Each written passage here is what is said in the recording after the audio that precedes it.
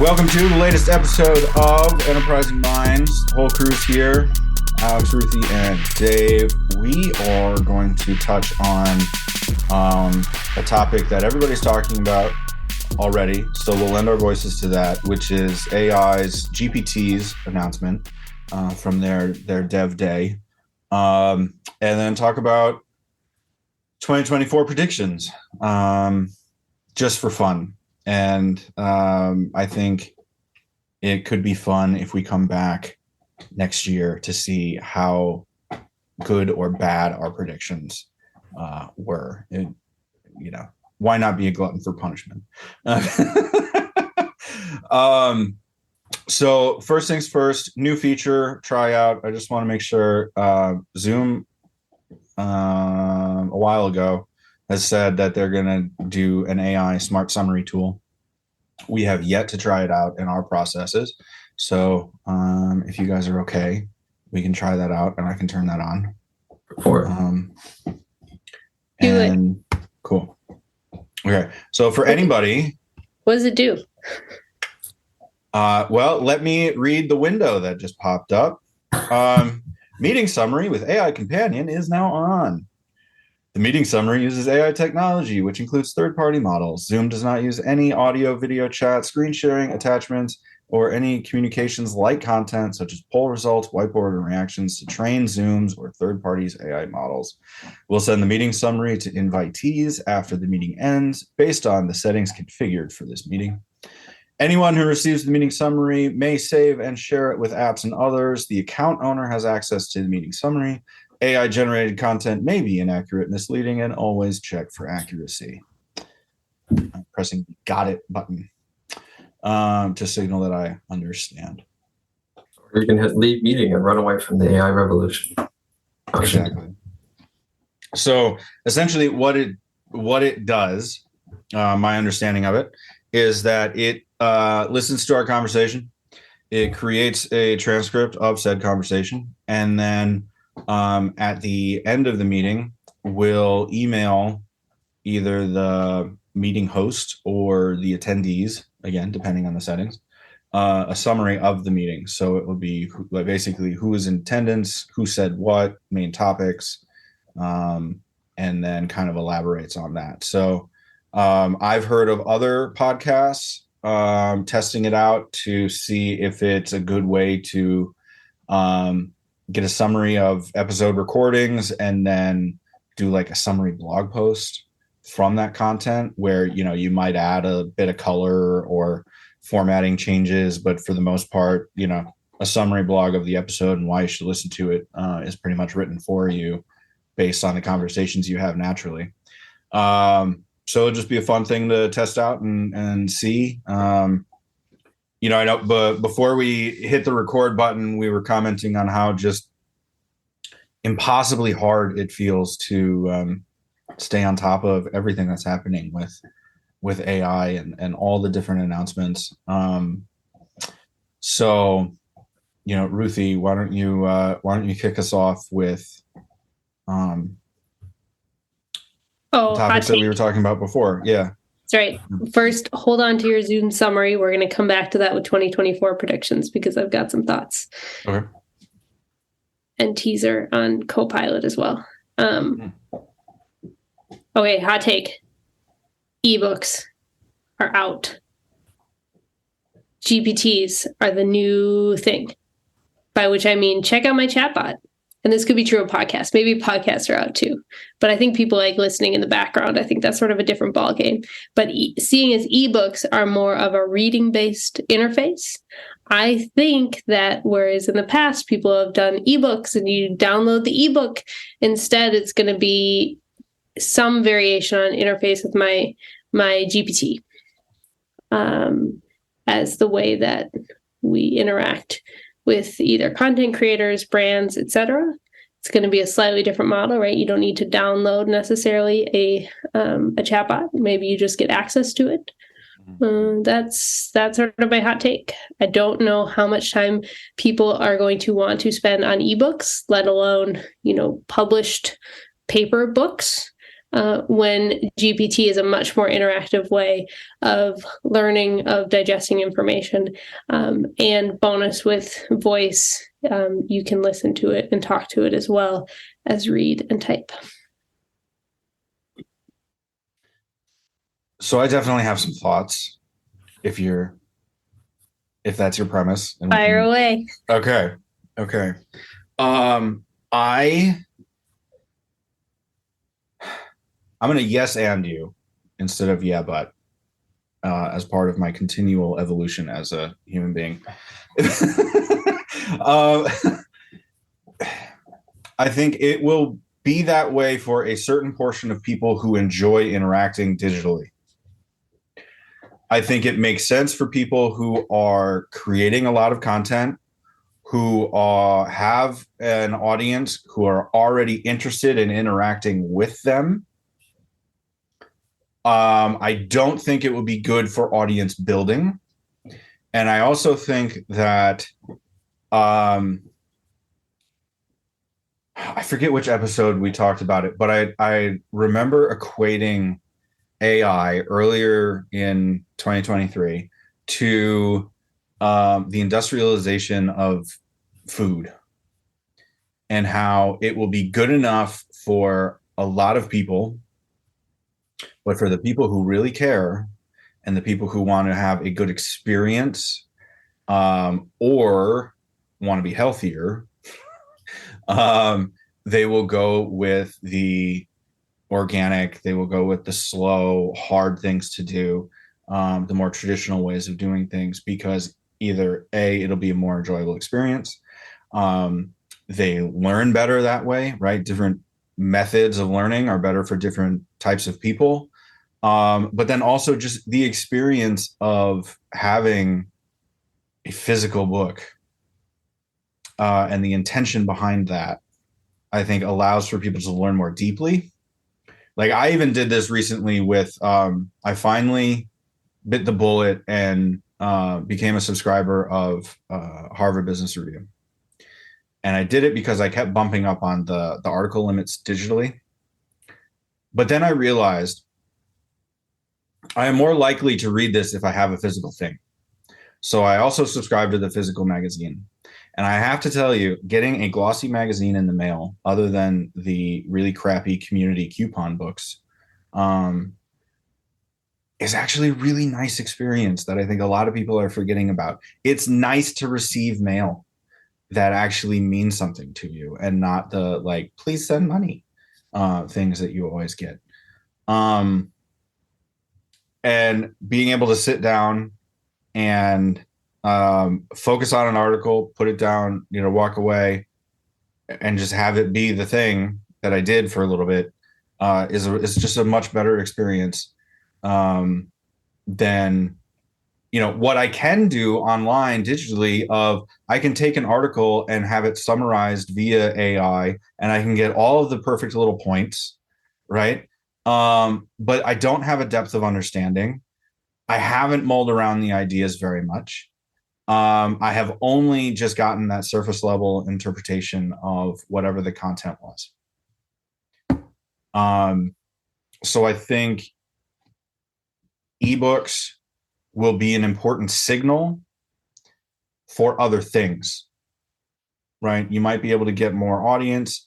It's a statement of, at this particular moment in time, these are my ideas on this particular subject, right? You're more likely to evolve, one would hope, the longer you stay in a field. But then it also unlocks other things. Like if you release a book as a consultant, you're able to get better speaking gigs. You'll be able to get, be seen as more of an authority because you actually took the time to sit down and say, this is something I stand for. This is what I think on these particular topics. Here are the examples I'm pulling in. And it allows you these secondary benefits where if you have a GPT, I'm not creating a relationship with you. Yes, I'm getting the information, but how do you differentiate one person's GPT over another when it's in a sea of online app stores, basically? And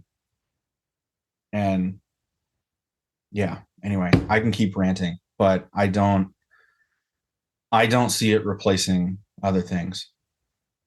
I think it only helps the people who already have an audience interact with that audience who want more information from the person that they like. Yeah. Alex, your turn. Or Ruthi rebuttal. That's you got a comment there. Go for it. Oh, I've got a whole bunch. It's more of a springboard. It's not even a rebuttal. It's like I lob that out as sort of a provocative statement, just to think about, because we've been talking about it ourselves. Like, what's the role of ebooks going forward? What is the role of these new chat GPTs type? I use that as shorthand, right? I have some sort of chat bot that you can talk to, and you can sort of interact with an author rather than reading their book, as an example of one way you might interact with the technology. But I think, Dave, you bring up some really good points. And what it makes me think of is this new way of interacting is entering an ecosystem of blogs, of short videos, of just basic search, of web pages. And when each of those new things, when blogs came out, people didn't stop reading books. They kept reading books. And I think what happens is it crowds out where the new technology does better, right? Blogs is much more at like quick short form stuff than books ever would be. So you maybe have fewer pamphlets, say, because now you can just go read a long form article blog.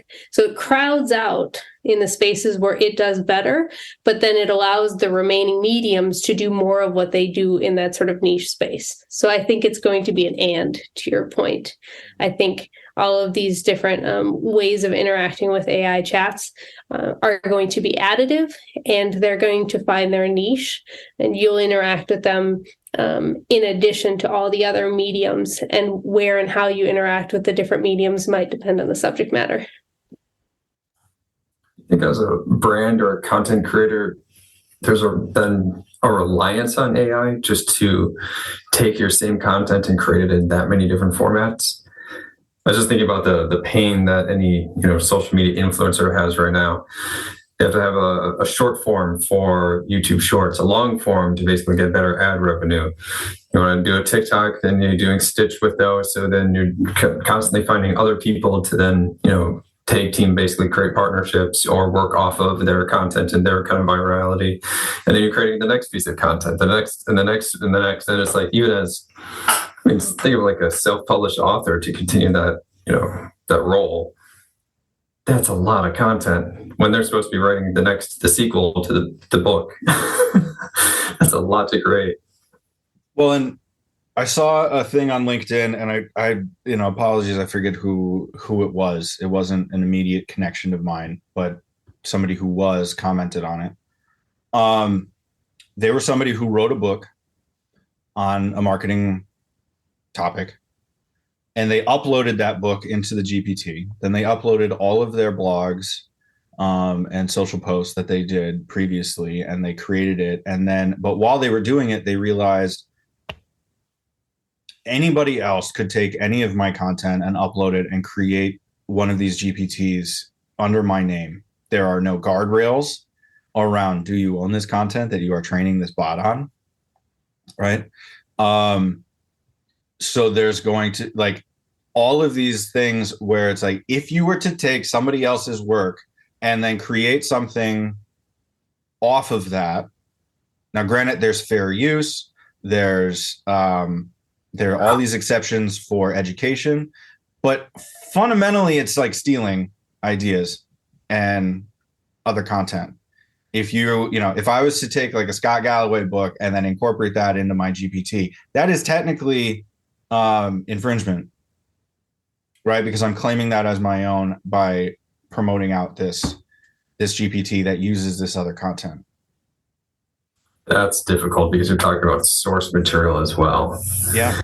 It could be Dave's Ultimate Marketing GPT, which has tons of different authors' works uploaded. And as long as you're citing your sources saying, well, Scott Galloway says, mm-hmm. You could probably find lines or ways around any of those problems or rules. And then will Scott Galloway get a percentage of some sort of profits if you were to have some sort of paywall of, I don't know, membership, you name it? No. Not with the current legal setup.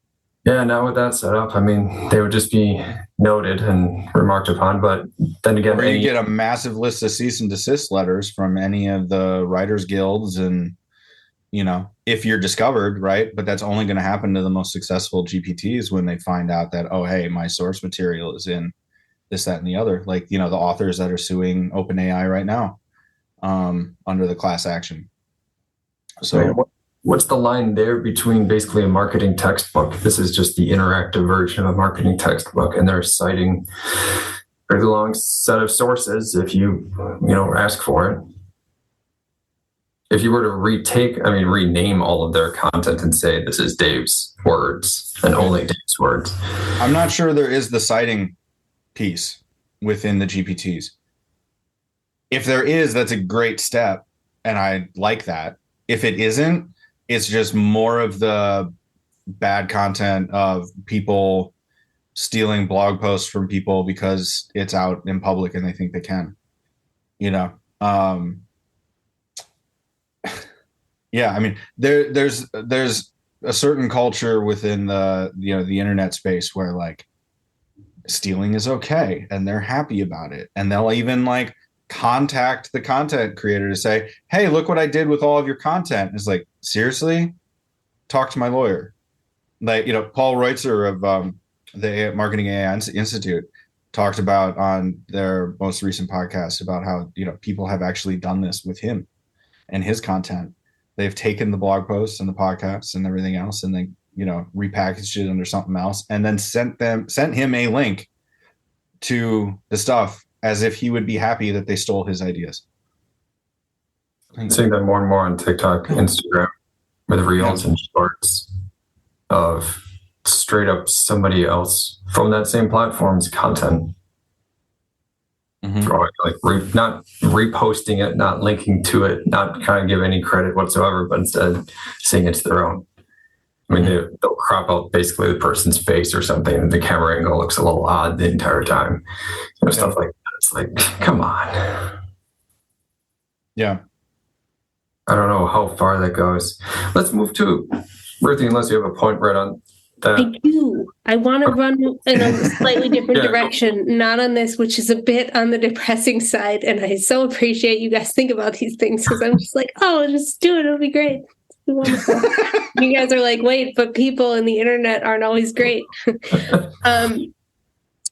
Here's the question, because to me, a lot of these, like an enterprising GPT chatbot, I don't even have the right language yet, guys. I'm working on it. Is not an if, but a when. And so my question to you guys is like, under what conditions would we set that up? Like, where would it make sense for us to set one up for this activity that we're doing right here? So,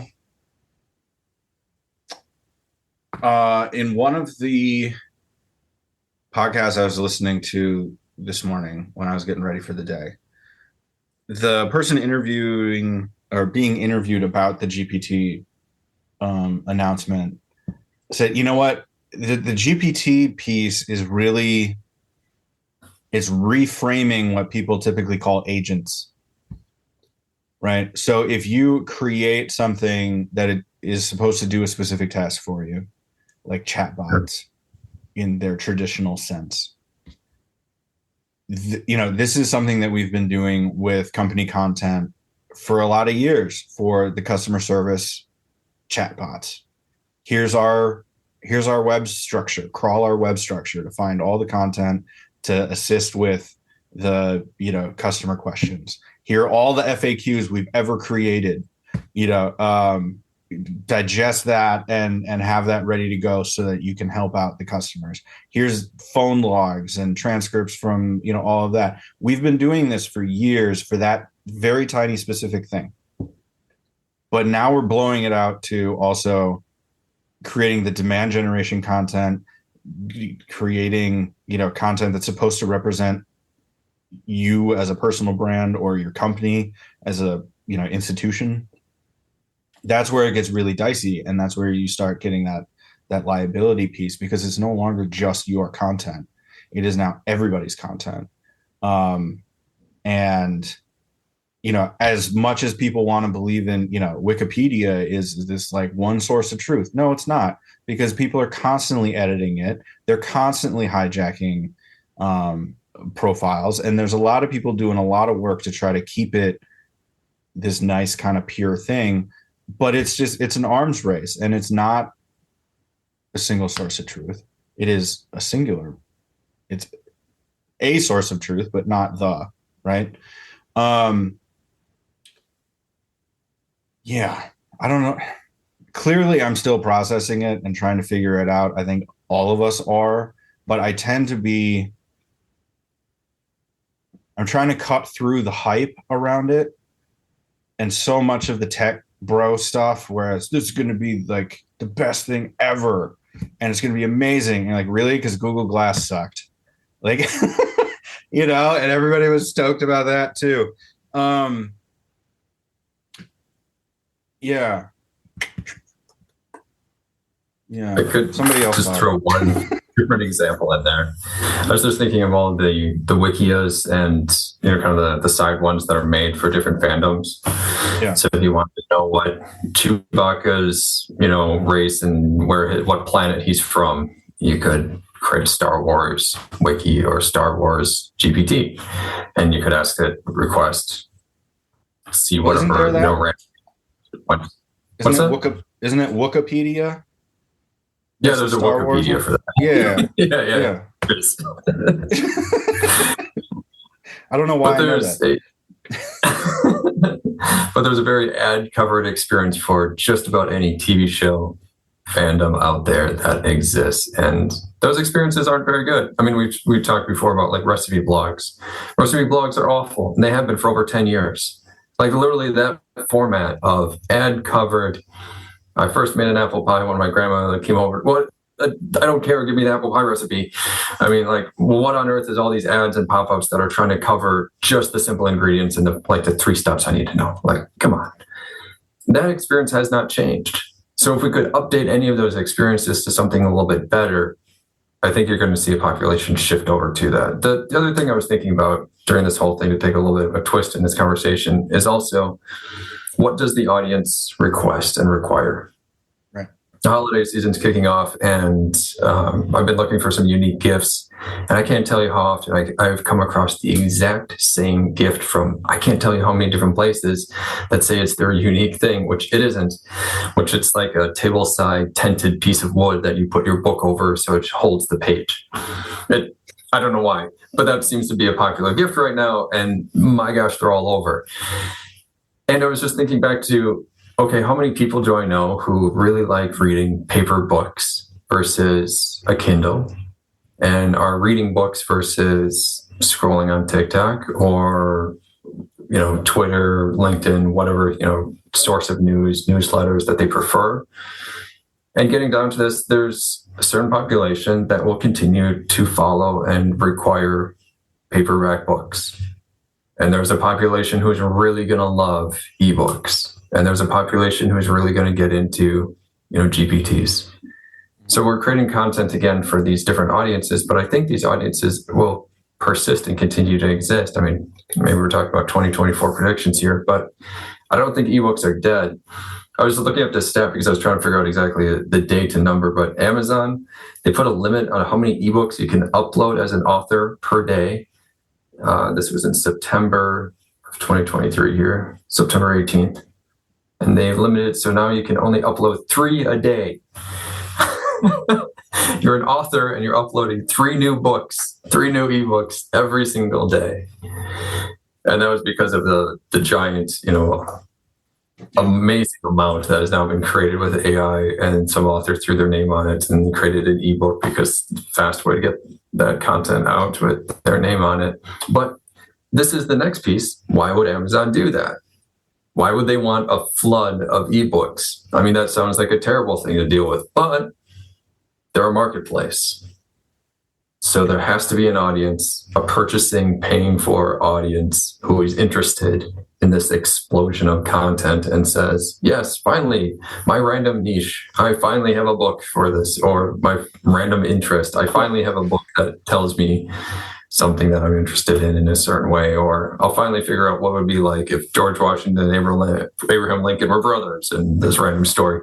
Which, speaking of GPTs, that was one other example I was thinking about. For over a year now, there's been historical AI systems, which basically then you can talk to Gandhi and have a conversation with Gandhi. All it is basically a prompt that someone has used and basically placed over GPT, and you're really responding through that system. But you're able to have these conversations. What would Jean-Luc Picard say about my current workplace issue? I could ask Picard what he thinks, and then have Worf go after them or something. I don't know. You could play around with that.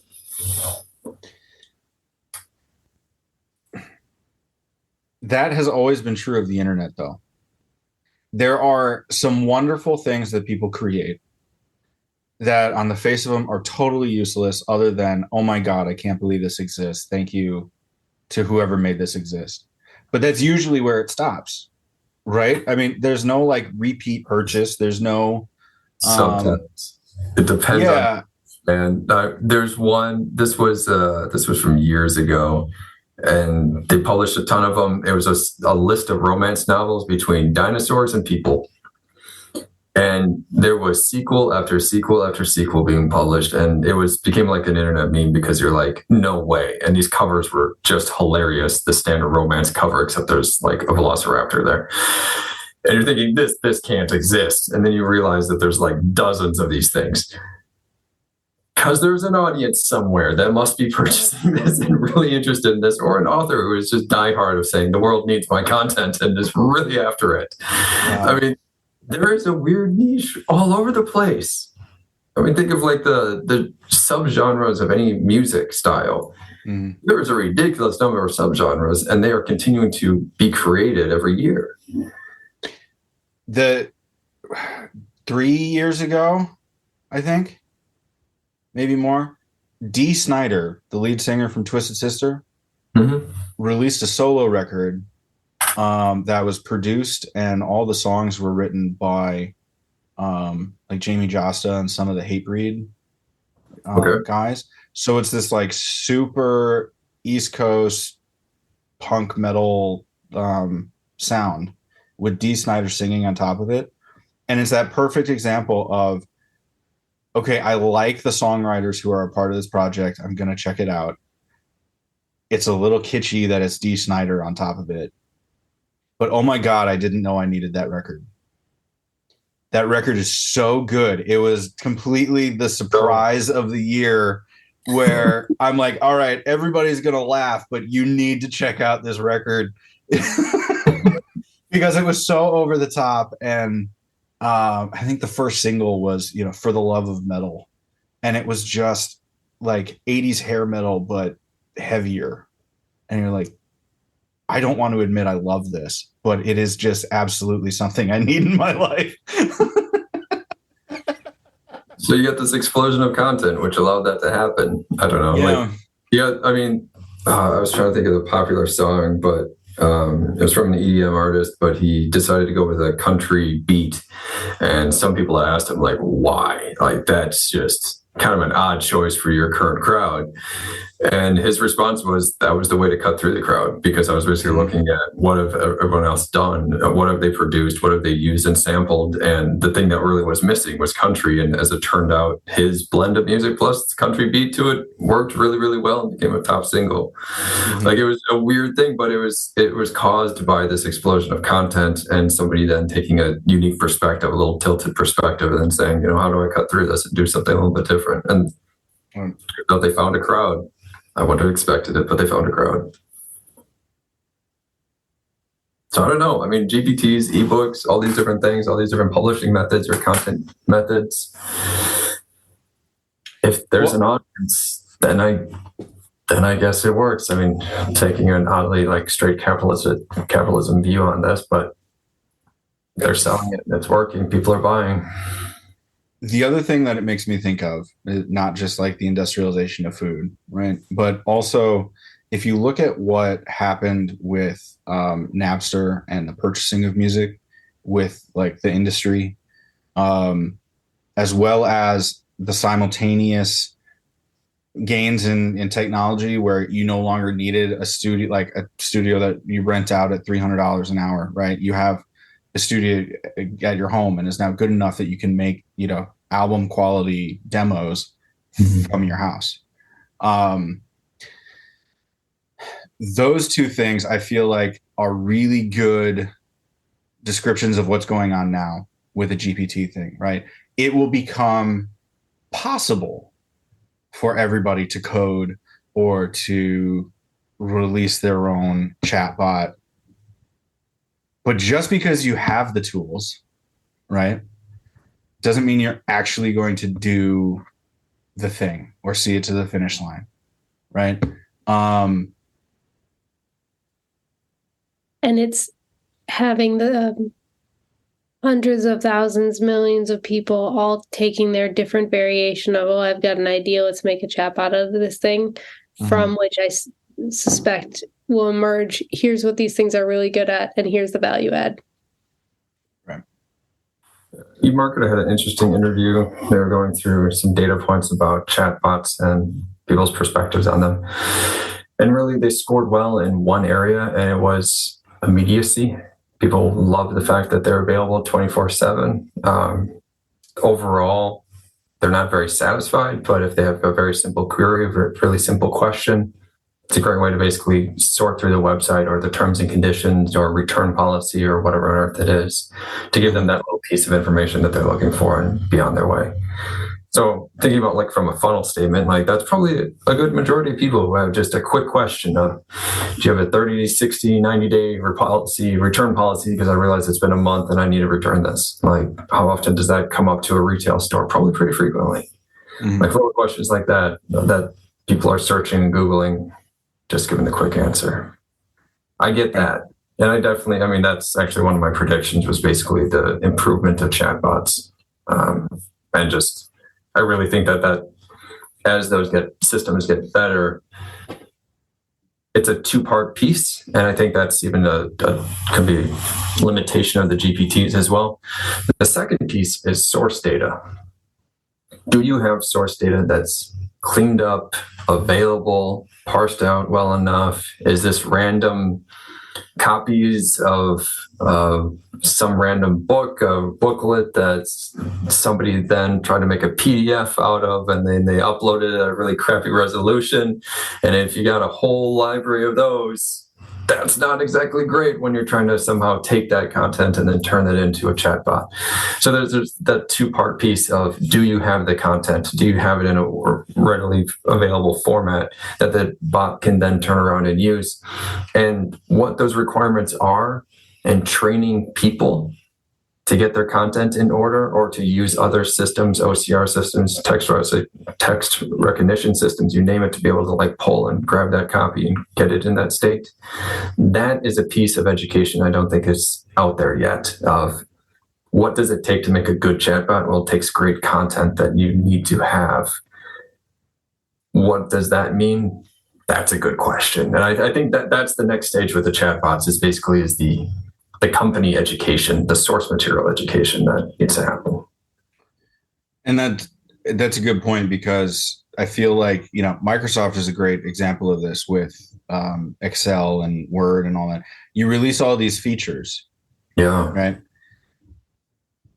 But half the time you don't know how to use them because all you're trying to do is figure out how to make the cell red. I just need a square. I don't need anything else, Yeah. Where, you see some of these, like the Excel Olympics or whatever it is, where they have the competitions of formatting and like on the one hand, wow.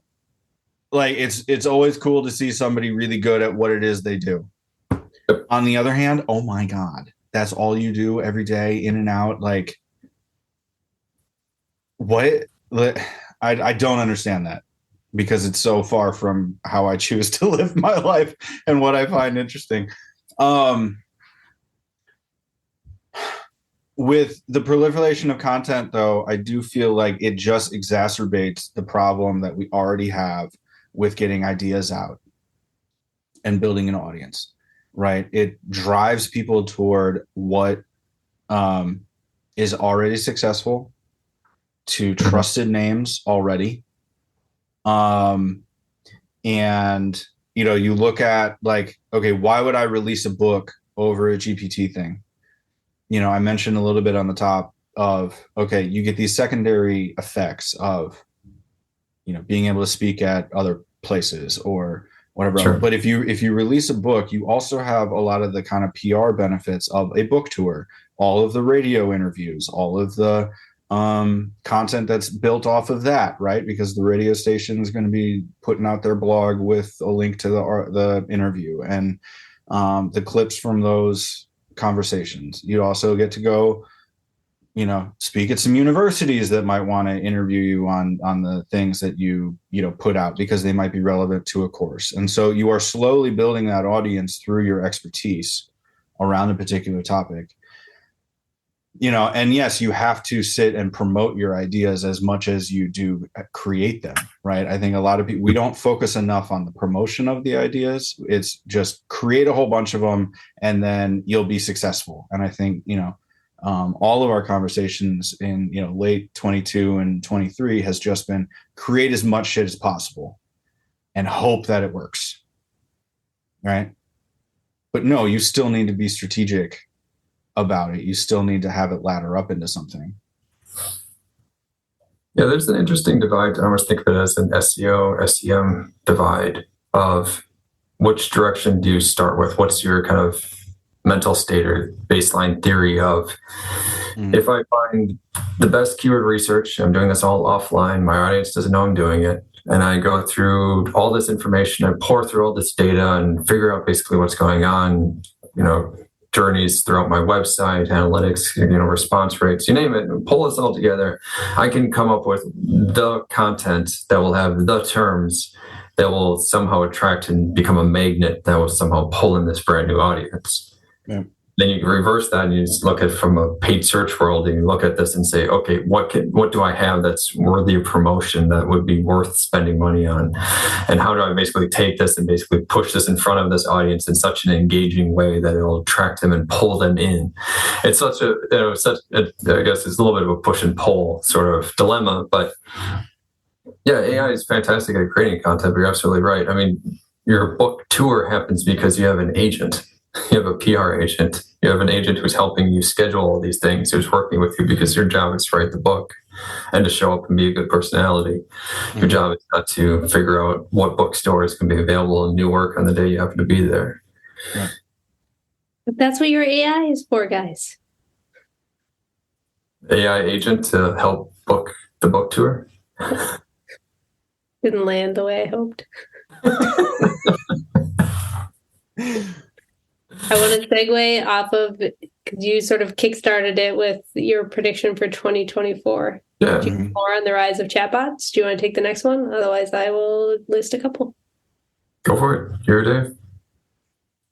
So I think your Star Wars GPT, I'm going to take a quick cheap shot. This wasn't on my list, but I think we're going to see something akin to the .com era of just the rise of all of these different things, which I think would come as no surprise to any of us.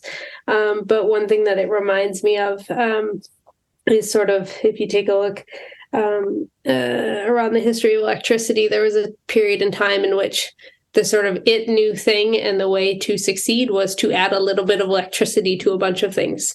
And I think we sort of saw that a little bit with the Internet of Things, where it's like, oh, if you just add a sensor to a bunch of things, like magic happens. And with the .com era, it was okay, buy a website for the thing, like buy all the websites. And I suspect we'll see a similar event with GPTs and their like. And I think part of it will be which ones stick, right? Of the hundreds of thousands and millions of different we'll call them GPTs that get released, which ones are effective, and then also how do you filter through all of them?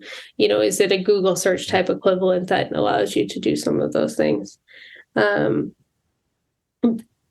that was my cheap shot. I feel like that's just sitting there on the table pretty easy. I think though the one that I'm sort of more I want to say sort of more interested in, at least at the moment, is I think 2024 will be sort of the rise of AI productivity. So we're starting to see Copilot come out, and it's sort of proliferating through the Microsoft 365 apps, which is pretty cool. There's a lot of little teeny tiny things where you go, oh, that's kind of handy. Oh, that's helpful. Nothing in your face, not too obvious, but just little teeny tiny things that just make day-to-day work life a little bit easier. I think the Zoom feature that we talked about at the beginning of the episode, which was admittedly new to me, falls into this category. And I think that this is going to be they're going to sort of come along in the background, and they'll become the new standard of how we do work, is being able to use these sort of AI productivity. I don't even want to call them apps, but that's the language I have at the moment. And I think in a couple of other examples where we're seeing this, Dave, you can of course talk about the various AI productivity tools in the transcript area. I saw it in eBay. So when you're selling something on eBay, there's now a little button you can click to help you write the description. So I think those will be sort of just more and more to make the mundane tasks that are content creation, but not the exciting kind of content creation, a little bit easier. And the hope, of course, is that it gets better, both to create and to consume. So that's my hot take for 2024, is the rise of AI productivity.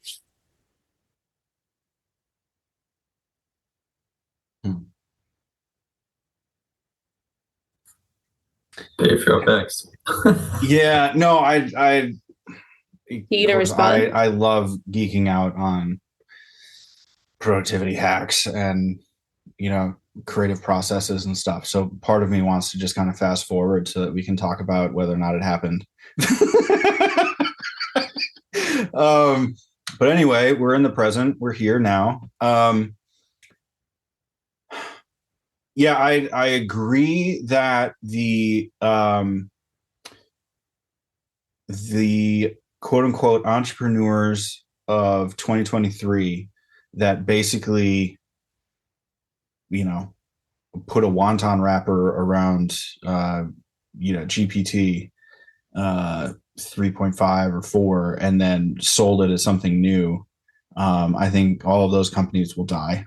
That's my gimme prediction.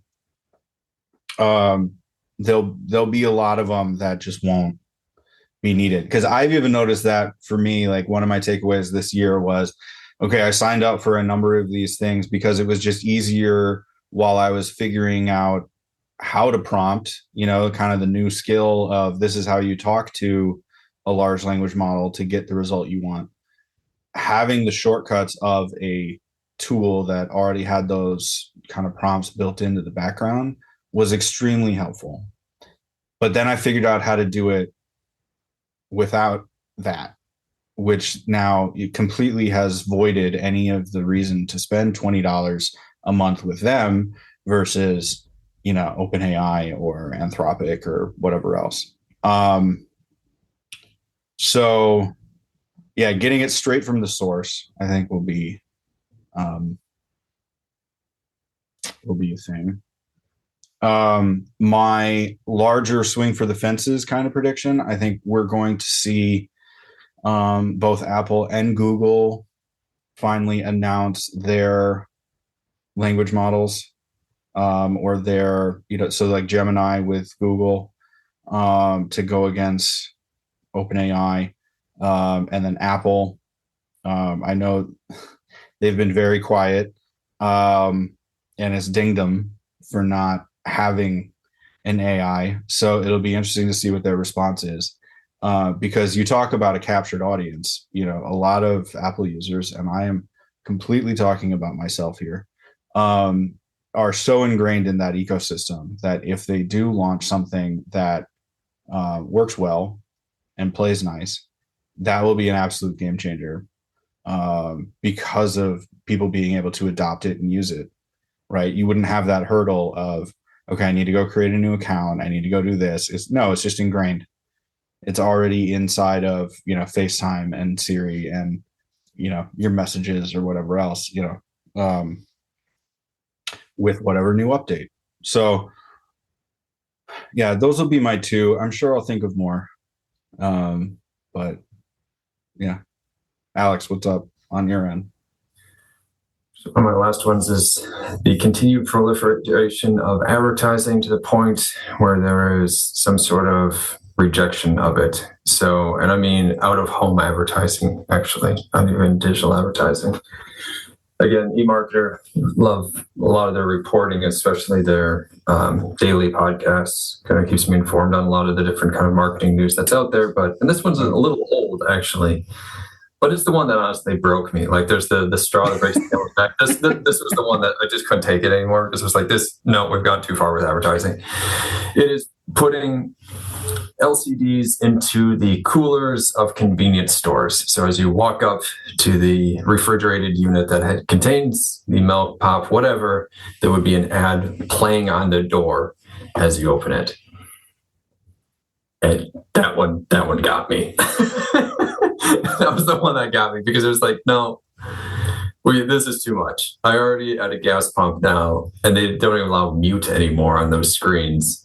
Have an incessant little, commercial that's playing as I'm filling up my car. Mm-hmm.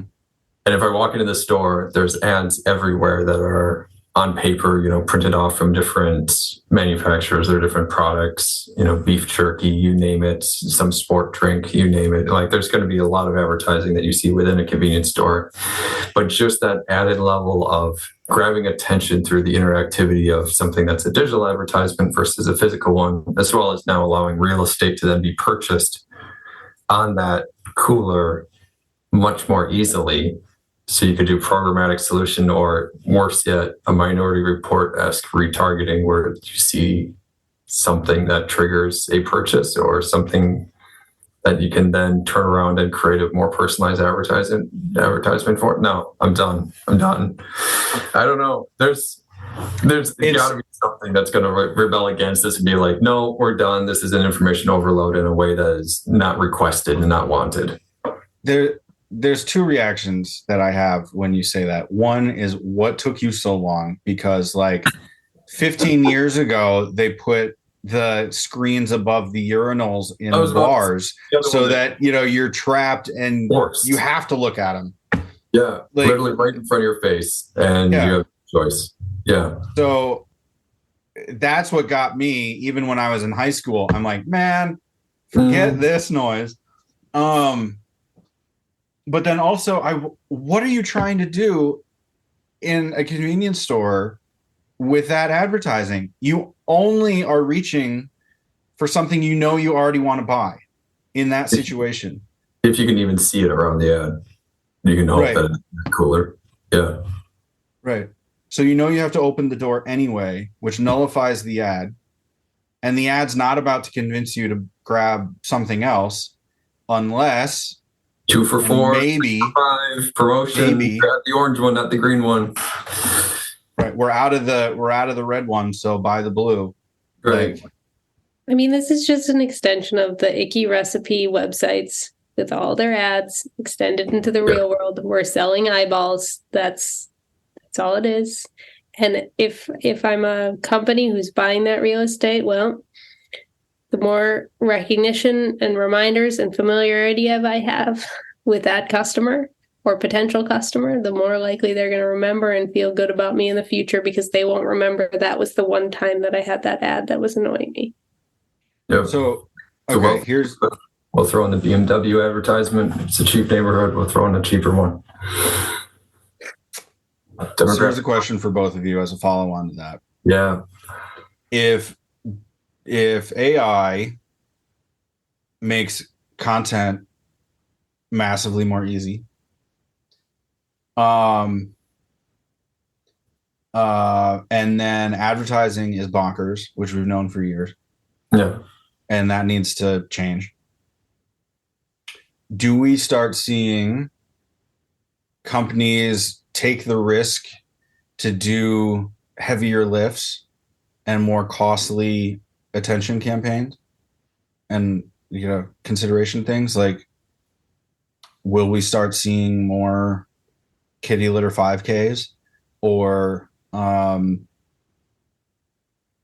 ebooks on how to care for your pets, or the Red Bull crashed ice kind of things? Do we see more of those because it captures more attention at a single time? It stands out from what everybody else is doing because what everybody else is doing is safe, and you won't get fired for doing a logical decision, right? I don't know if it gets smarter. That's the problem that I have, because there's an explosion of content, but there's also an explosion of placements. Yeah. That doesn't necessarily actually enforce good content or, tough real estate. For instance, think of the Super Bowl that's coming up, and they just recently sold out all the ads for it. Right. $7 million pop now for 30 seconds. Mm-hmm. Those are exceptionally expensive advertisements. I mean, some companies have put their entire year's budget into one ad, and that's it.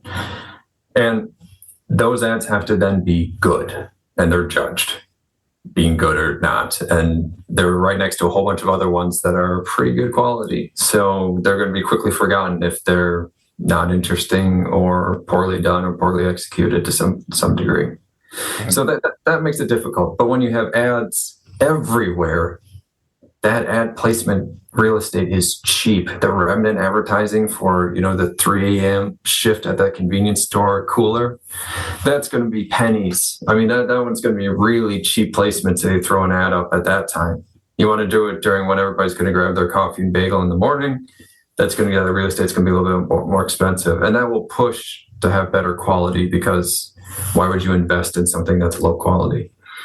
The ability to create the content, that changes things. I mean, think about like the Mad Men era of hand-painted billboards. We are far, far, far away from that. Right. With digital billboards, it's somebody creating it or an AI tool creating the content at that point. That changes the copy. That changes the content. The quality? I don't know. That's still, you're judging off of, it's very contextual because you're judging off of all the other advertisements that you've seen recently of how good this one is versus those. If you've never seen an ad before, every ad is great. I mean, that's going to be a difficult question to answer. But maybe the AI tools will help improve and kind of lift that up. But then again, we go back to the same argument of how do you then cut through it once you have that generic version that everybody's using. Got a couple of thoughts. I think, to your point, this stuff's everywhere. It's like you see it quickly, it moves on. AI just amplifies the amount of stuff that we're seeing. And to that point, I think attention is at an all-time high or all-time premium, right? Because you just can't capture attention very quickly. So we're in a time where capturing somebody's attention is an all-time premium. Something big like the Red Bull activities, those are okay, but you have to get people there. They have to experience it. Otherwise, it's just one of the many things, and the ROI isn't that great because they just scroll through it. They go, oh, that's cool, and then they move on to the next thing. And so the goal is, boy, I wrote it down really elegantly. And I can't read my handwriting. Anyway, little blip into my world. I write things down. I can't read them. All right, so I'll backtrack. So in a world where our attention is an all-time premium, our goal as marketers, as customer engagement folks, is to capture people's attention, have them take notice. in the past, I think about like the 90s experience stores where you go into a Nike store and you'd have the different experiences. You go into an REI and you could take one of their mountain bikes around the track around the store. Very cool, right? But you had to go in a store, and we live in a world in which you just click the button, order online. And so I think the way in which we capture attention and capture notice and get people to go, oh, hey, that's kind of cool, is going to continue to change and evolve to meet those. So maybe it's you get a package in the mail and there's a little something extra that goes on. That's a different way of capturing attention in the world we have that's different than a scroll. So I think to your question, Dave, it is going to be more important for companies to sort of think about those moments, but I don't know if it's going to be sort of the big dramatic events, because you might not get the eyeballs to capture to make for the ROI. Right. I think we can start thinking about how do we capture and get provide those experiences throughout people's day in a different way.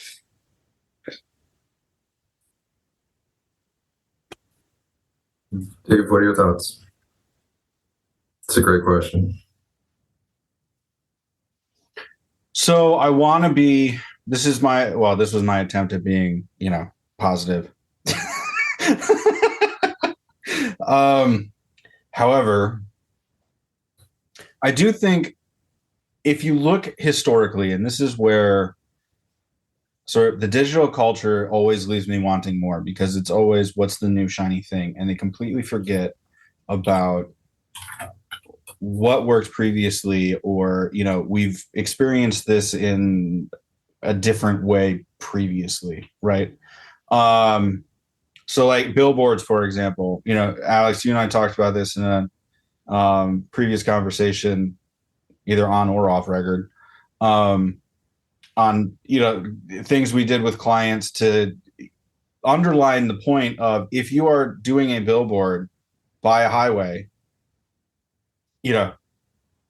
what'd you see, right? You lift it up, you put it down. That's all the time you get to communicate your message. So don't do a paragraph of text. It has to be a really good visual and maybe 5 words. That's it. That's all you got.